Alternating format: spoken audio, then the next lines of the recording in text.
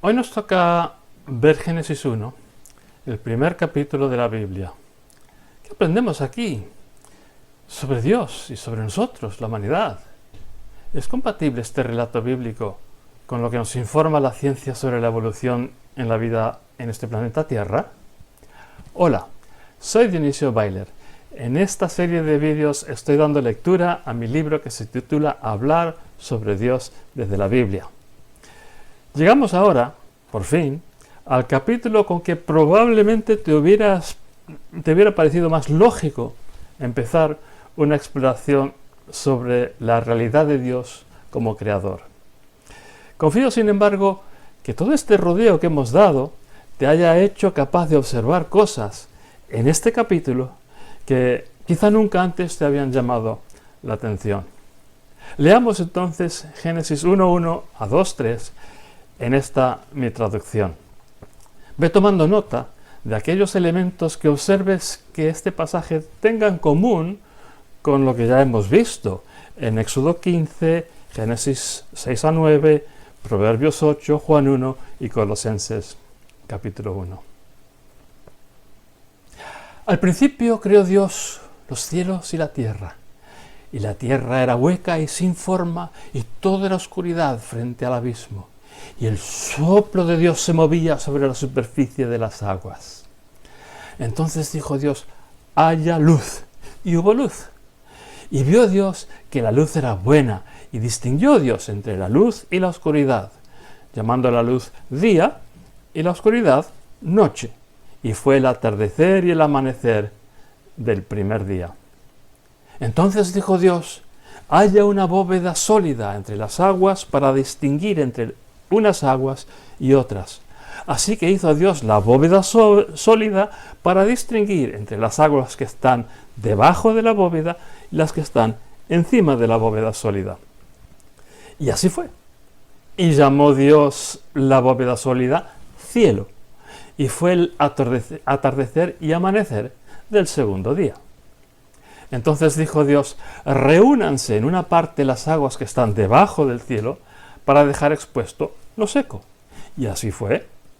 Y llamó Dios lo seco tierra firme, y las aguas reunidas los mares. Y vio Dios que era bueno. Entonces dijo Dios: haga brotar la tierra firme hierba, plantas que dan grano y legumbre, árboles frutales que producen fruta, cada cual conforme a su clase, según su propia semilla sobre la tierra. Y así fue. Hizo brotar la tierra hierba, plantas que dan grano y legumbre según sus clases, y árboles que producen fruta conforme a su propia semilla. Y vio Dios que era bueno, y fue el atardecer y el amanecer el tercer día. Entonces dijo Dios: haya luces en la bóveda sólida del cielo para distinguir entre el día y la noche, para señalar las estaciones y los días y los años, y haya luces en la bóveda sólida del cielo para iluminar la tierra. Y así fue. Así hizo Dios las dos luces mayores, la luz mayor para que gobernase el día y la luz menor para que gobernase la noche. Y así hizo también las estrellas, y las puso todas Dios en el cielo para que iluminasen la tierra y para que gobernasen de día y de noche, para distinguir entre la luz y la oscuridad. Y vio Dios que era bueno, y fue el atardecer y el amanecer del cuarto día. Entonces dijo Dios: agítense las aguas con agitación de criaturas vivas, y vuelen aves sobre la tierra contra la bóveda sólida del cielo. Así que creó Dios los inmensos monstruos marinos y también toda suerte de criaturas vivas que nadan, que se agitan en las aguas según sus diversas clases. Y también creó toda suerte de ave con alas según sus diversas clases. Y vio Dios que era bueno. Entonces Dios los bendijo todos con las palabras: sed fértiles y multiplicaos, y llenad las aguas según sus diversos mares, y que las aves os multipliquéis en la tierra. Y fue el atardecer y el amanecer del quinto día. Entonces dijo Dios: que salgan de la tierra animales vivos, cada cual según su clase, los animales domésticos y los reptiles y las fieras de la tierra, y así fue. Así hizo Dios las fieras de la tierra, cada cual según su clase, y los animales domésticos, cada cual según su clase, y toda clase de reptiles de la tierra, cada cual según su clase. Y vio Dios que era bueno. Entonces dijo Dios, hagamos al terrícola a nuestra imagen, parecido a nosotros, para que domine entre los peces del mar y entre las aves del cielo y entre los animales domésticos y entre todas las fieras de la tierra y entre todos los reptiles que reptan sobre la tierra. Y Dios creó al terrícola a su imagen. A imagen de Dios lo creó. Macho y hembra los creó. Y los bendijo Dios. Y les dijo Dios, sed fértiles y multiplicaos y llenad la tierra y someted y dominad entre los peces del mar y entre las aves del cielo, entre todas las fieras y entre todos los reptiles que hay sobre la tierra. Entonces dijo Dios, mirad que os he dado toda planta que produce grano y legumbre que hay sobre la superficie de la tierra, así como todo árbol en que se halla fruta arbórea con sus semillas. Os servirán de alimento. También para todos los animales de la tierra y para todas las aves del cielo y para todos los reptiles sobre la tierra que tienen aliento de vida. Todas las hierbas y plantas son para comer. Y así fue. Y vio Dios todo lo que había hecho y se dio cuenta de que era extraordinariamente bueno. Y fue el atardecer y el amanecer del sexto día. Así concluyó los cielos y la tierra y toda su inmensa muchedumbre. Y concluyó Dios en el séptimo día su labor que hizo. Así que descansó en el día séptimo de toda su labor que hizo. Entonces bendijo Dios el séptimo día y lo separó, porque en ese día descansó de toda su labor cuando creó Dios, cuando lo hizo todo. En los párrafos a continuación, quisiera explorar dos cuestiones en particular. Toda la literatura de la antigüedad estaba escrita por y para las élites gobernantes. Antes de la intervención de la imprenta a finales del siglo XV de nuestra era, las masas populares no tenían ni necesidad ni especialmente ocasión de leer. De hecho, la imprenta se había inventado mucho antes en la China y se utilizó para hacer copias de documentación estatal. Y una vez completado el proyecto, el invento cayó en el olvido, porque a nadie se le podía ocurrir que las masas populares chinas tuvieran necesidad o interés en leer. La Biblia, al menos la mayoría del Antiguo Testamento, también fue escrita para la élite gobernante, en este caso de Jerusalén.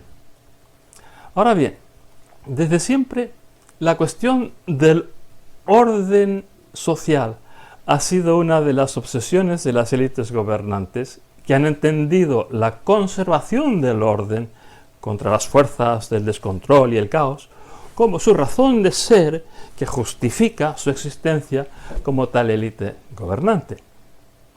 En ese sentido, una de las cosas que llaman la atención en esta narración sobre la creación es que una parte tan importante de los actos creativos de Dios hayan tenido que ver con la necesidad de poner orden y ahuyentar el caos y la confusión. Es importante que el día sea día y la noche sea noche, y que cada cual, la noche y el día, tenga su astro que lo gobierna. Es importante que se ordene y que se repita siempre y hasta el cansancio, para cada caso en particular, que la vida vegetal, marina, aérea y terrestre se reproduzca siempre según su especie o género. No vaya a ser que de las aceitunas salga trigo, que la reproducción de peces produzca aves, o que las mujeres den a luz monstruos. Es importante desde el principio separar las aguas de arriba de las de abajo. Lo contrario sería una aberración como la que ya hemos visto en Génesis 6 a 9, donde las aguas de arriba y de abajo invaden el espacio que no les es propio, circunstancia de desorden caótico que hace imposible la existencia de la vida. Un desorden caótico que castiga precisamente, como hemos visto, el pecado de la opresión monárquica y la existencia de guerreros de fama, amén de la maldad de los corazones de todos los hombres. La propia insistencia en el orden, que es tan visible y característica en este primer capítulo de la Biblia, deja ver una cierta ansiedad o inquietud o temor respecto al desorden y el caos. Ansiedad que solo puede ser característica de aquellos a quienes le van muy bien las cosas con el orden presente y no quieren que nada cambie. Desde luego, a los esclavos fugados de Egipto, que tienen por delante el Mar Rojo, un poco de caos no les viene nada mal. Pero para el faraón y su élite militar, ¡ay, qué pesadilla! Pero precisamente desde la perspectiva de Éxodo 15 y Génesis 6 a 9, observamos que el mismo Dios que aquí lo ordena todo, tiene capacidad también para volverlo todo patas arriba. El Creador sigue teniendo plenos poderes. En Colosenses 1 veíamos algo que aquí en Génesis 1 no tenemos. El universo, y con él los tronos, principados y potestades, necesita no solo ser creado al principio, sino también sustentado permanentemente en Cristo. La ansiedad y las pesadillas de las élites gobernantes están plenamente justificadas. El orden presente, que la propaganda oficial pinta como eterno e inevitable, es a fin de cuentas mucho más inestable que lo que ellos quieren creer. Pero Génesis 1:1 a 2:3 contiene también otro factor desestabilizador. Aquí, como en tantos otros pasajes de la Biblia, uno no tiene más remedio que maravillarse del potencial asombroso que contienen estos textos para revelar a la postre realidades que sus propios autores humanos probablemente no tenían en mente. Quizá por descuido, aunque los creyentes diríamos que por inspiración divina, el autor de nuestro pasaje, al autor se le olvidó precisar un orden y una jerarquía entre los seres humanos. Aquí, en el gran evento ordenador que es la esencia de la creación del universo, el varón no tiene dominio sobre la mujer. El amo no tiene dominio sobre el esclavo. El gobernante no tiene dominio sobre sus súbditos. Los padres no tienen dominio sobre los hijos. Es imposible precisar cuál sería el efecto de este olvido en las élites gobernantes de Jerusalén, que fueron los primeros destinatarios de esta obra literaria. Desde luego, las mitologías de todos los países vecinos se aseguraban muy bien de que el orden social jerárquico se entendiese como algo que ya viene fijado desde el principio en la propia naturaleza de las cosas como son. Los propios relatos históricos de la Biblia indican que la opresión jerárquica y sexista fue tan característica en Israel y Judá como en cualquier otro reino. Sin duda, no les faltaron otros mitos y otros justificantes para que así fuera. Pero para los cristianos y judíos del siglo XXI, para quienes Génesis 1 es nuestro relato de la creación, es importante observar la ausencia de jerarquías ni sexismo en la voluntad creadora. Aunque es imposible que el autor israelita o judío de esta narración pudiera tener en mente la doctrina cristiana sobre la Trinidad, una doctrina, tal vez tanto como un milenio posterior. Es interesante tomar nota de que esta narración tampoco es enemiga de esa doctrina, de la Trinidad. Desde luego, quien escribió el discurso pronunciado por sabiduría en Proverbios 8, entendió que era perfectamente válido como explicación o ampliación de Génesis 1. Y Juan el Evangelista, naturalmente, entendió que los versículos iniciales de su Evangelio también eran perfectamente válidos como ampliación adicional de Génesis 1, al destacar el papel de el Verbo y de la luz.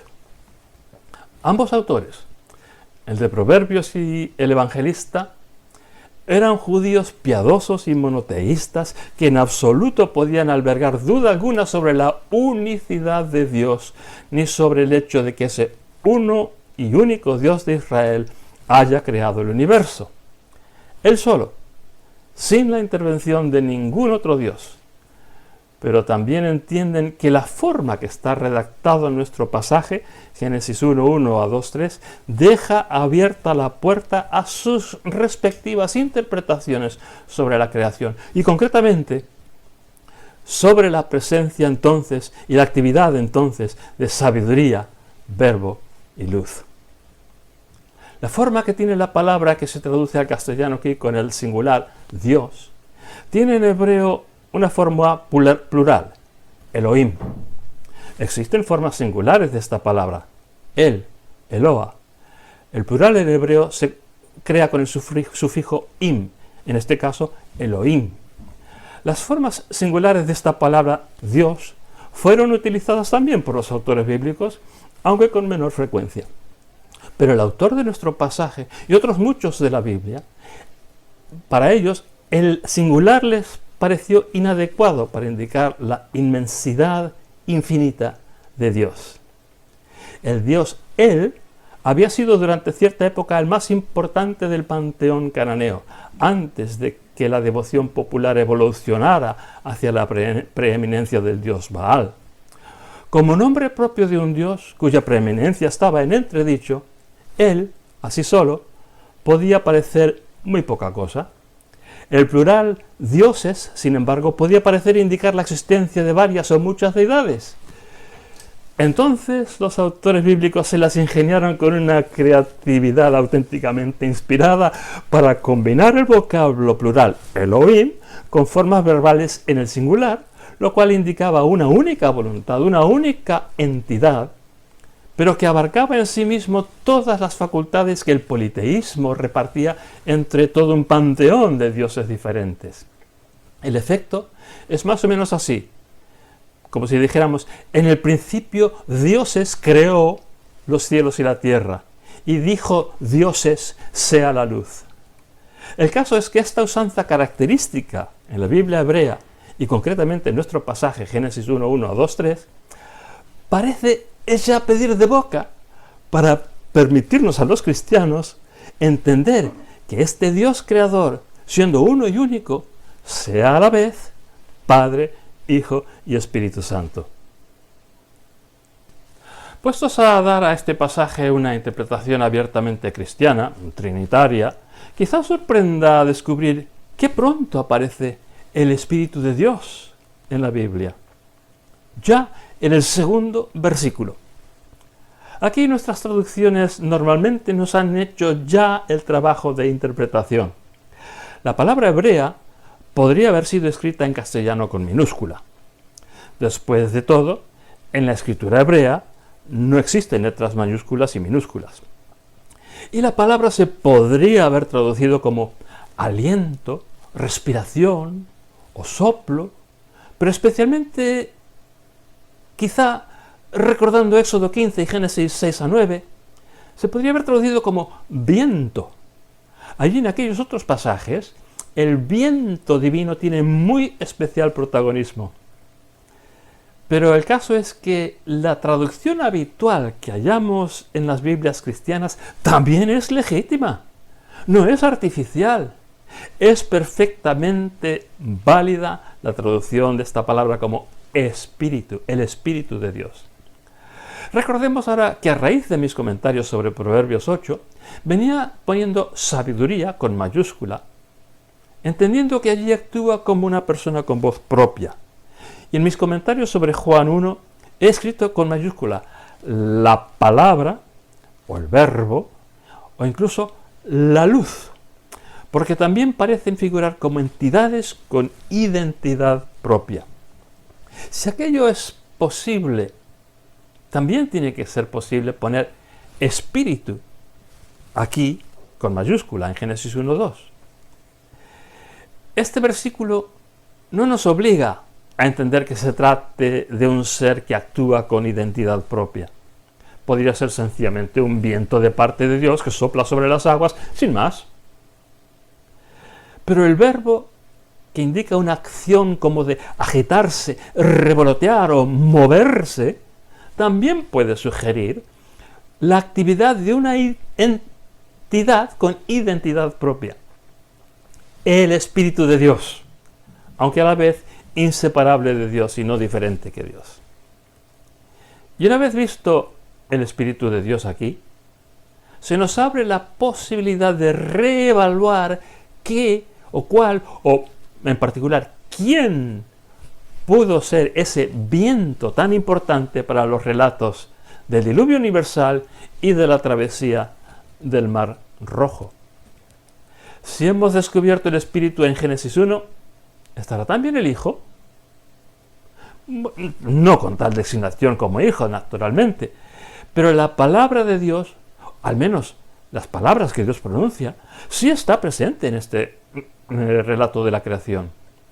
Y vemos que, efectivamente, sin palabras no habría creación, que nada de lo que existe tiene su existir aparte de la palabra, o sea, de las palabras divinas. Una y otra vez, el acto de creación empieza con palabras divinas, o de la palabra, si se quiere. Palabras divinas que parecen tener la virtud de hacer que las cosas pronunciadas se hagan realidad. El elemento adicional que agrega el evangelista Juan es que la palabra divina que hemos visto actuar aquí se hiciera carne humana, visible, palpable, crucificable. Es decir, que la palabra divina presente en la creación se hiciera Jesús de Nazaret, el Hijo de María. Esta no es una originalidad de Juan. Como hemos visto, ya varias décadas antes, Pablo, en su carta a los Colosenses, había atribuido al Hijo el haber estado presente en la creación y una supremacía y preeminencia continua y constante sobre todo lo que existe, que sólo puede tener su existencia y subsistencia o continuidad en Él. Desde luego, Génesis 1 no sabe nada en absoluto de estas cosas, pero tampoco las niega ni hace que resulten imposibles de concebir. Génesis 1 abre la puerta a cosas que su propio autor, siglos antes de Cristo, jamás hubiera podido imaginar. Por último, en Génesis 1:26 tenemos una clara y asombrosa excepción a la regla ya explicada de que el término plural Elohim va acompañado habitualmente, en el hebreo bíblico, con verbos en forma singular. Por ejemplo, poner dioses creó. En el momento de crear al ser humano, dioses dicen, hagamos al terrícola a nuestra imagen, parecido a nosotros. ¿Qué será lo que se trae entre manos? ¿Cuál será la reflexión a que nos invita el autor de este versículo? ¿Qué relación existe entre la pluralidad del Dios que habla o que hablan y la naturaleza social, multiforme, infinitamente diversa, a la vez que unida por lazos de relación humana, que viene a constituir nuestra existencia como seres creados parecidos a Dios? Y aquí lo dejamos por hoy. En nuestro próximo tema veremos la cuestión de Dios en tanto que creador desde la perspectiva que nos brinda el último libro de la Biblia, el Apocalipsis de Juan.